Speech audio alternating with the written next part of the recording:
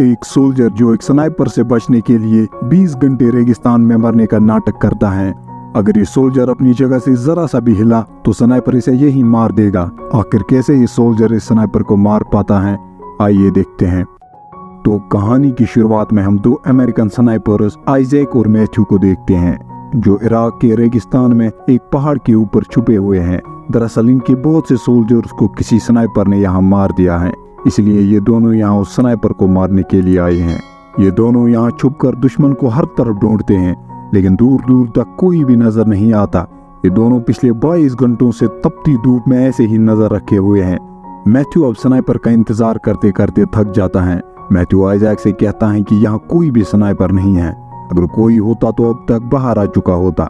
Isaac कहता है कि नहीं, ये कोई शातिर स्नाइपर है जो अभी भी यहाँ छुपा हुआ है। शायद ये इराक का सबसे खतरनाक स्नाइपर जुबा है, जिसने हमारे बहुत से सोल्जर्स को मार दिया है।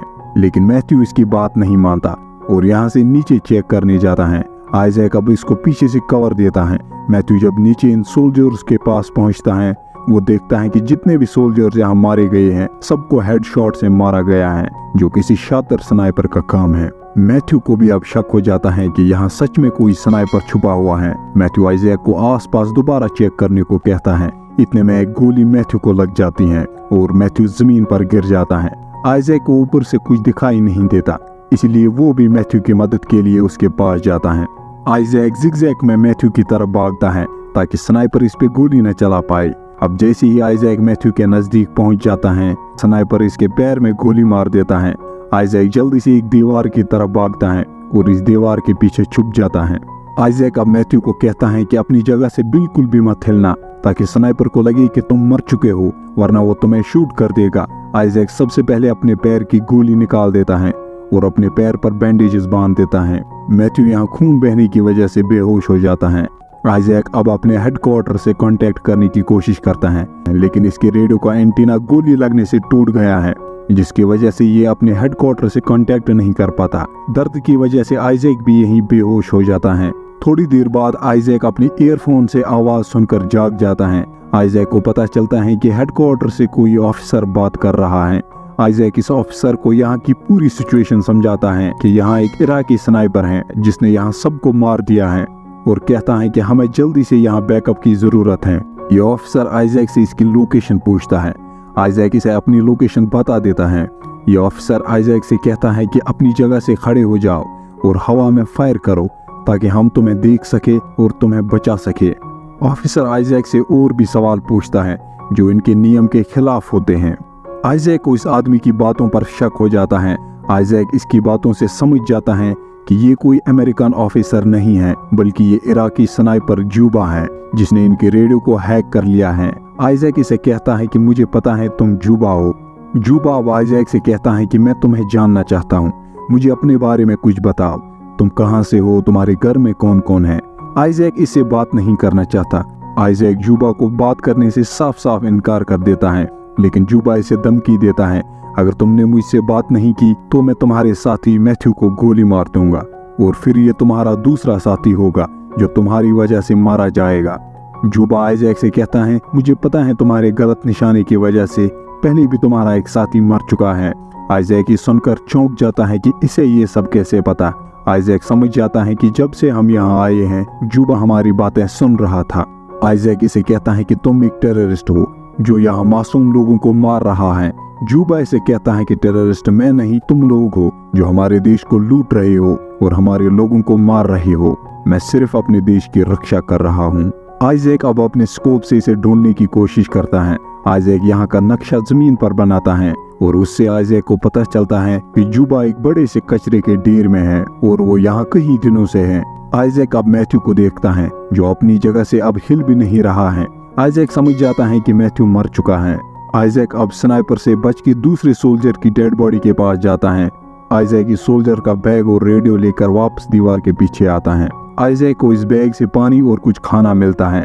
आइजैक अब इस रेडियो से हेडक्वार्टर से कांटेक्ट करने की कोशिश करता है, लेकिन ये रेडियो भी खराब होता है। जुबा अब आइजैक से कहता है कि तुम जितनी भी कोशिश कर लो तुम यहाँ से नहीं बच सकते। तभी आइजैक को ईयरफोन्स में कुछ शोर सुनाई देता है। आइजैक समझ जाता है कि ये मैथ्यू है। मैथ्यू जिंदा होता है और ये इनकी सारी बातें सुन रहा होता है। आइजैक मैथ्यू से कहता है कि स्नाइपर कचरे के एक ढेर में कहीं छुपा हुआ है।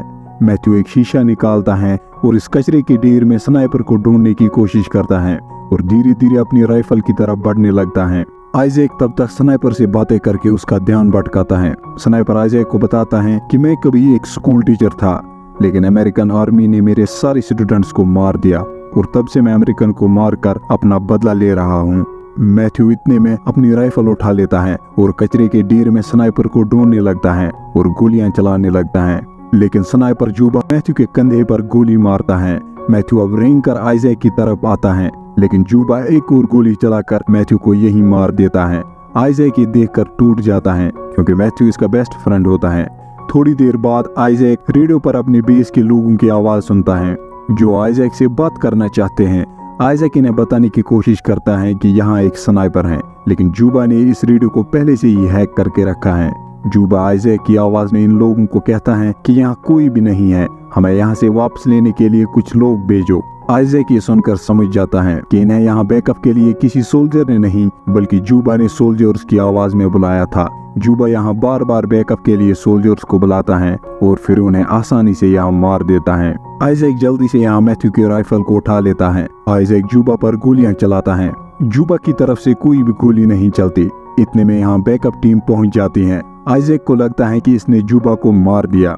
आइजैक अब अपनी जगह से खड़ा हो जाता है ताकि अगर जुबा जिंदा भी होगा तो वो इस पे गोली चलाएगा, जिससे बाकी सोल्जर्स को उसकी लोकेशन पता चल जाएगी और ये सोल्जर जुबा को मार देंगे। लेकिन जुबा की तरफ से कोई भी हलचल नहीं होती।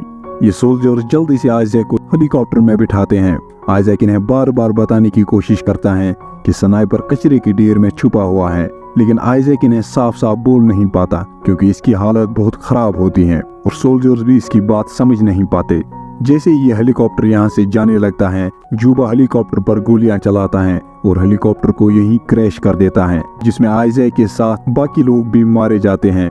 और अब जुबा फिर से हेडक्वार्टर से कांटेक्ट करता है और उनसे इन अमेरिकन सोल्जर्स की आवाज में कहता है कि हमें यहाँ और लोगों की मदद चाहिए ताकि यहाँ और सोल्जर्स आए और जुबा उन्हें भी मार सके। और यहीं पर कहानी खत्म हो जाती है। दोस्तों, आपको क्या लगता है, जुबा एक हीरो था या एक विलन? अपनी राय कमेंट्स में जरूर बताना। वीडियो अच्छी लगी हो तो वीडियो को लाइक और चैनल को सब्सक्राइब कर देना।